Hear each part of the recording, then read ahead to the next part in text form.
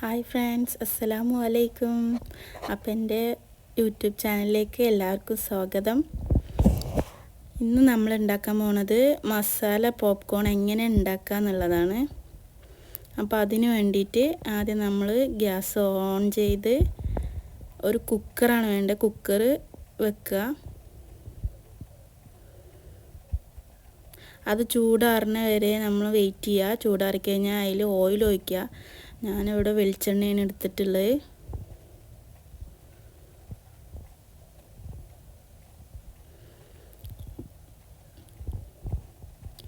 വെളിച്ചെണ്ണ അതിന് ശേഷം കുറച്ച് ബട്ടർ ആഡ് ചെയ്യുക. ബട്ടർ നിങ്ങൾക്ക് അതിൻ്റെ ടേസ്റ്റ് ഇഷ്ടമില്ല എന്നുണ്ടെങ്കിൽ നമുക്കത് ഒഴിവാക്കാം. ഇവിടെ എല്ലാവർക്കും ബട്ടർ ഇഷ്ടമാണ്. അപ്പോൾ അതുകൊണ്ടാണ് ഞാൻ അതിൻ്റെ ഫ്ലേവർ കിട്ടാൻ വേണ്ടിയിട്ട് ആഡ് ചെയ്തതാണ്. ഈ ചാനൽ ഇഷ്ടമായാൽ ഷെയർ ചെയ്യുക, ലൈക്ക് ചെയ്യുക, സബ്സ്ക്രൈബ് ചെയ്യുക. പിന്നെ അതിലേക്ക് ഒരു സ്പൂണ് മഞ്ഞൾപ്പൊടി ഇടുക.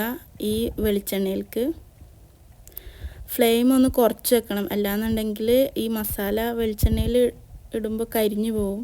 അപ്പോൾ കരിഞ്ഞു പോവാണ്ടിരിക്കാൻ വേണ്ടിയിട്ടാണ് കുറച്ച് വെക്കുന്നത്. പിന്നെ ഒരു സ്പൂണും മുളക് പൊടി ഇടുക. അത് നിങ്ങൾക്ക് എരിവിനനുസരിച്ചിട്ട് കുറയ്ക്കുകയും ചെയ്യാം.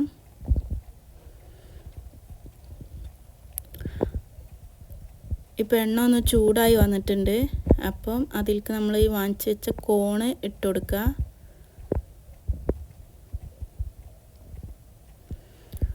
കോണിട്ട് ഇനി അത് നന്നായി ഇളക്കി കൊടുക്കുക. നല്ല മിക്സ് ചെയ്യണം.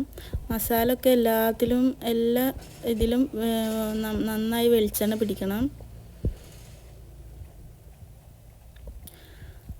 നല്ല ഇളക്കി കൊടുത്ത് നല്ലൊരു അതിൽ നിന്ന് ഇങ്ങനെ പൊട്ടി തെറിക്കൽ തുടങ്ങും. ഈ പോപ്കോൺ ആയി തുടങ്ങി.